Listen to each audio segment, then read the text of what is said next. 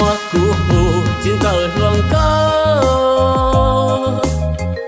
mất bao lò hú tí lâu nắng mò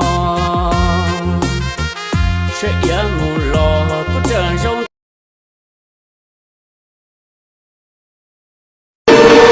Nhìn cái đéo gì? Bố mày đéo có người yêu.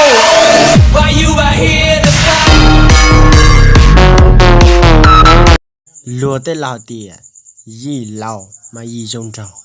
Giờ cú tôi là lâu. Giờ cú bỏ tìa. Cái gì lào mà. Cái gì chuyên nhật ta lại xuống lái. Để các bộ bỏ lên đó. Họ còn mà giờ là thế lấy.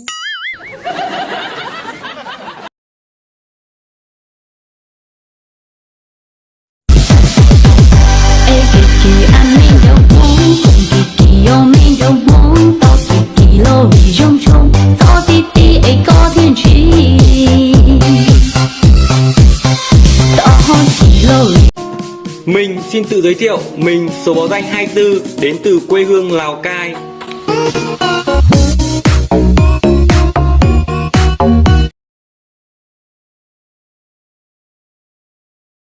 Sao mua trâu cá ua, lời gió mua trâu cá xua. Có mua kia mẹ nhùa, kia tao có.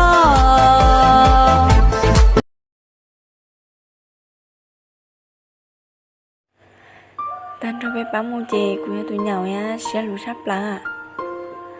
Giờ của cô nó là chỉ cáo qua chè, của em mới là chè kia.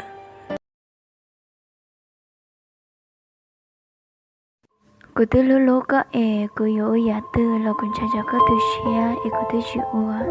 Cô cháu có nên chịu lúc của có giả tư là có chuyện cha cho cô tư xe liền. Thọ lùn đu thọ lù tê ba phong công mò. Chào tu nên trong uốn đưa lắm.